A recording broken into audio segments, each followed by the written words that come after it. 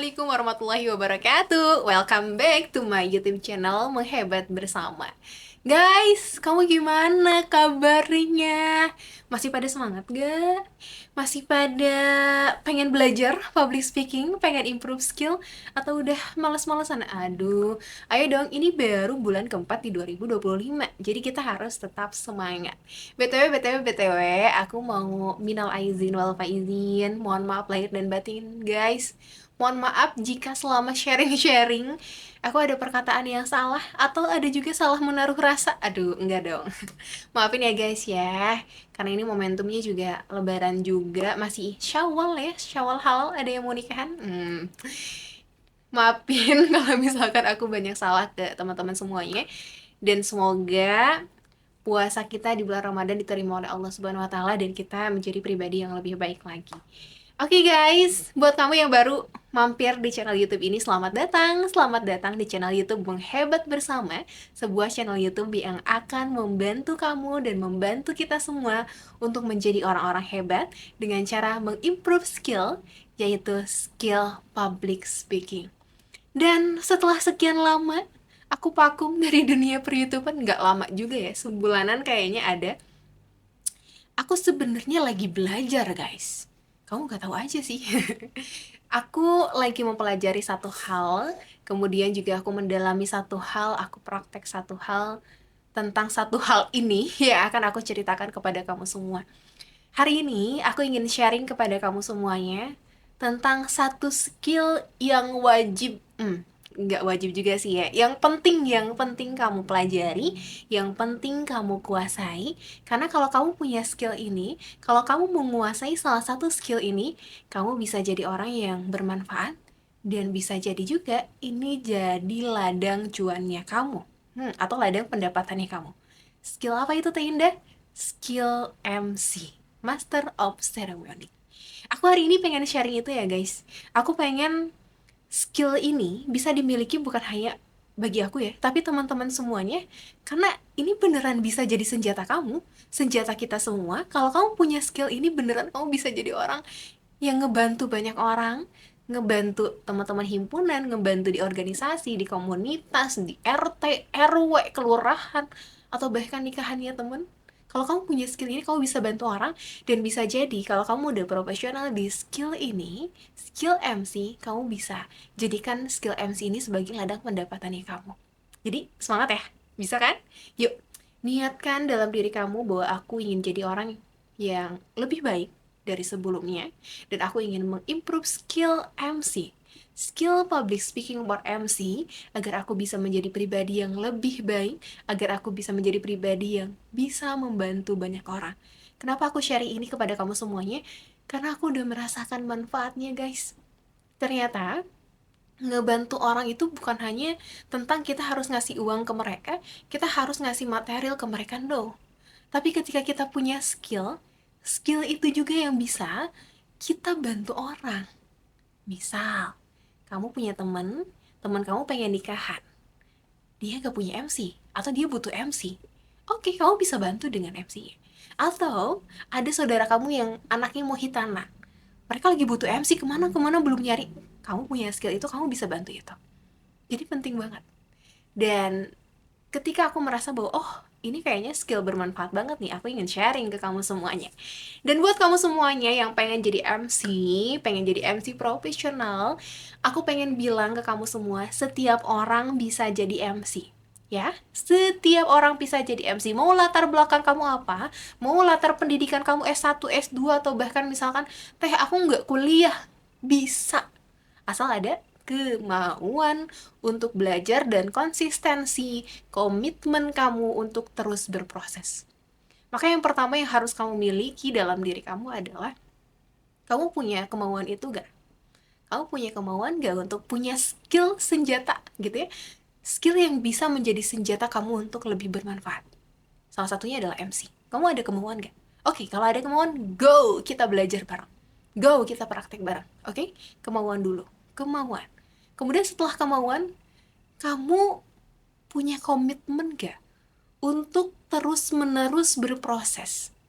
Karena menjadi seorang MC, menjadi seorang public speaker, itu perlu proses yang panjang. Sampai kamu nantinya, misalkan kita doakan kita semua yang belajar MC di sini jadi MC profesional, nantinya skill MC ini bisa menjadi ladang pendapatannya kamu, prosesnya panjang. Bukan sehari 2 hari bim salah bim langsung ada yang ngundang jadi MC, enggak. Kamu punya komitmen itu enggak? Kamu punya komitmen untuk berproses enggak? Kalau kamu sudah punya komitmen, kamu sudah ada kemauan, kamu bisa konsisten enggak? Konsisten untuk terus-menerus belajar, konsisten untuk terus-menerus praktek. Kalau kamu punya komitmen, konsistensi, dan ada kemauan, go, kita belajar. Tapi kalau kamu nggak ada itu semua, boleh kamu skip videonya sampai saat ini, dan kamu bisa lihat video yang lain. Kalau kamu udah punya itu, 3 itu ya, komitmen, konsistensi, dan kemauan, go. Aku akan sharing kepada kamu semuanya. Karena hebatnya kamu itu bukan ditentukan oleh aku, bukan, tapi oleh diri kamu sendiri. Ya, kalau kamu ngelihat orang lain saat ini hebat, jangan sampai, boleh sih ada perkataan, bunga tidak mekar berbarengan. Iya, aku juga waktu itu sering bilang kayak gitu. Tapi kamu harus menanamkan dalam diri kamu, ketika orang lain hebat, maka apa yang harus aku lakukan supaya aku jadi orang hebat? Ya, jangan sampai kamu kamu bersembunyi di balik, ya bunga kan mekar gak berbarengan, prosesnya beda-beda. Iya, prosesnya beda-beda. Tapi kamu berproses atau enggak? Kalau orang lain hebat dengan proses yang luar biasa, kamu sebagai penonton melihat, ih orang lain hebat ya, gue kapan ya? Kan prosesnya beda-beda. Iya, prosesnya beda-beda. Tapi pertanyaannya, kamu berproses atau enggak? Ya, jadi kalau kamu udah punya komitmen, konsistensi, dan juga satu lagi kemauan, yuk aku pengen sharing kepada kamu semua yang jadi bekal. Nanti ini bakalan jadi part-part yang panjang, karena jadi MC juga banyak banget apa ya, ranahnya, MC formal, MC informal, MC wedding, nanti aku bakalan sharing. Dan aku ingin sharing kepada kamu semua, mungkin secara dasar kali ya, MC itu tugasnya apa sih? MC itu tugasnya adalah mengatur jalannya acara. Jadi acara itu gak bakalan dimulai, acara itu gak bakalan terlaksana kalau gak ada MC. Karena MC itu yang akan mengatur jalannya acara. MC itu bukan sebagai bintang di acara tersebut, no. Tapi MC itu adalah pelayan yang akan melayani gitu ya, yang akan melayani audiens ataupun yang akan mengatur jalannya acara, yang akan mempersilahkan bintangnya. Jadi jangan sampai kamu jadi MC tapi kamu merasa jadi bintang, no. Jadi MC itu untuk mengatur jalannya acara. Apa aja sih skill yang perlu kamu miliki? Pastinya adalah mentalitas dulu ya. Mentalitas, jangan sampai ketika kamu ingin jadi MC, mentalitas kamu tuh, aduh gimana ya kalau aku salah, gimana kalau aku dibully, itu hilangkan dulu. Beresin dulu tuh mentalitas ataupun mindset tersebut. Kamu bisa lihat videoku, aku juga pernah bahas tentang mindset. Mentalitasnya harus kuat dulu. Karena jadi MC itu pasti dinamikanya banyak banget. Dan buat kamu semua yang berpikir bahwa, gimana ya? Kalau jadi MC formal di pelantikan gimana ya? Kalau jadi MC nikah, aduh gimana ya? Aku takut. Jujur, Li, aku juga merasakan itu, guys. Aku nggak pernah jadi MC wedding.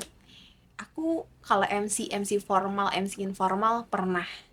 Ketika di perkuliahan, di organisasi, di komunitas, dan lain sebagainya. Aku pernah dan aku sering untuk menjadi seorang MC formal ataupun informal. Tapi untuk MC wedding, aku gak pernah ada pengalaman. Gak pernah ada pengalaman. Aku takut, iya. Aku takut untuk mengambil kesempatan itu. Karena aku berpikir bahwa ini adalah acara sakral. Tapi ada satu kesempatan yang diberikan oleh kakak tingkatku, memberikan kesempatan kepada aku untuk menjadi seorang MC. Ketakutan itu seakan, orang aja udah percaya bahwa saya bisa membawakan acara spesialnya. Masa sih saya enggak? Gitu, makanya ketakutan itu saya tepis, atau aku tepis ya, kok jadi saya. Aku tepis dengan, oke, berarti aku harus belajar apa nih? Oke, aku harus mempelajari apa? Dan ternyata, overthinking, ketakutan itu hanya ada di pikiran kita aja. Ketika udah mulai MC, pernikahan, yang acaranya sakral, ternyata sama aja kok. Cara pembawaannya sama aja kok. Ya ketakutan itu yang membuat kita nggak pernah mulai sebenarnya. Jadi kamu harus tepis dulu ketakutan itu. Ketika ada kesempatan yang datang, kamu gas aja. Kalau ada ketakutan, gas aja gitu. Apa yang bisa aku pelajari supaya aku bisa baik, supaya aku bisa lancar nih nanti MC gitu. Jadi kalau masih ada ketakutan, tolong ditepis dulu. karena mentalitas itu perlu. Kemudian MC itu bukan hanya mengatur jalannya acara, tapi kamu juga harus jadi orang komunikatif. Kamu harus berkoordinasi dengan panitia acara. Ini narasumbernya udah datang belum nih? Kalau belum datang saya harus ngapain dulu nih? Harus ngasih ice breaking kah? Iya ke. Nah, salah satu skill ice breaking juga perlu diperlukan oleh seorang MC, khususnya MC non formal. Penting banget ada ice breakingnya. Ada kemampuan koordinasi. Terus kamu juga harus paham audiens kamu tuh siapa. Apakah anak kecil kah? Orang dewasa kah? Ibu-ibu, bapak-bapak, beda nanti pembawaannya. Ini MC-nya juga MC apa? Kamu harus paham. MC-nya apa? Dah jadi MC ya oke, gas. Tapi harus tanya dulu, MC apa nih? MC formal, MC non formal, MC semi formal, karena pembawaannya beda, cara berpakaiannya juga beda. MC formal itu biasanya mereka pakai jas, ya.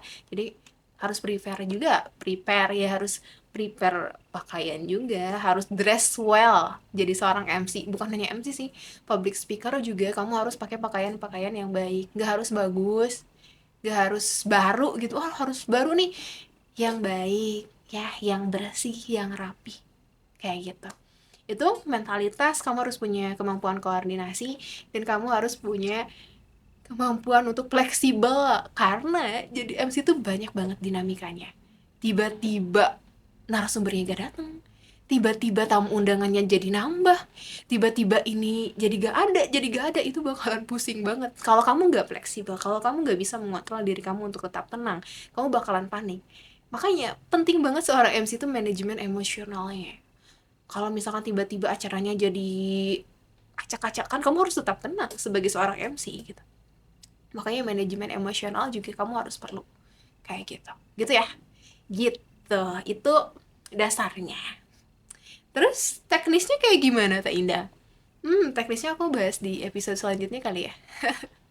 Teknisnya kayak gimana? Aku pengen bahas itu dulu deh. Sebelum nanti beranjak ke teknis, kamu harus coba lihat, look in lagi ke diri kamu sendiri. Kamu udah siap belum jadi seorang MC?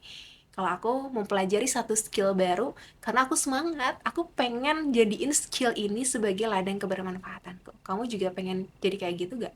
Karena menurutku, orang hebat itu bukan hanya orang yang menghebatkan dirinya sendiri, tapi orang yang bisa menghebatkan orang lain. Jadi, niat kita mempelajari satu skill, oke, kayaknya dengan skill ini aku bisa jadi orang yang lebih bermanfaat deh. Makanya look in, kamu udah siap belum jadi seorang MC? Mentalitasnya dibenerin dulu, mindsetnya. Kalau kamu masih banyak pikiran, aduh aku nanti gimana ya, gimana, kamu fokus pada penilaian orang lain, kamu gak akan maju-maju. Overthinking itu yang membuat kamu tidak pernah berani untuk melangkah. Maka sebenarnya ketakutan-ketakutan itu hanya ada di pikiran kamu aja. Coba kalau kamu udah jalani, nggak semenakutkan itu. Makanya ketika ada ketakutan, gas, lawan aja ketakutannya, ambil aja kesempatannya. Tapi ketika kamu mengambil kesempatan, jangan sampai ya udah ambil aja kesempatannya tanpa persiapan. Perlu ada persiapan yang matang. Itu yang akan memantik kamu untuk belajar gitu. Dan kamu juga harus punya keinginan, oke, setiap ada kesempatan aku pengen deh ngambil itu. Atau kalau misalkan gak ada kesempatan yang datang, kamu ikut organisasi, kamu ikut misalkan komunitas. Ketika ada acara, pasti ada acara, kamu menawarkan diri, gak apa-apa menawarkan diri. Ini udah ada MC-nya belum? Kalau belum ada, aku boleh gak jadi MC-nya? Oh, boleh, pasti boleh banget gitu ya. Itu landasannya dulu supaya nggak terlalu panjang. Next konten aku bakalan bahas tentang teknisnya gitu ya guys. Nanti kita ketemu lagi di part selanjutnya. Dadah.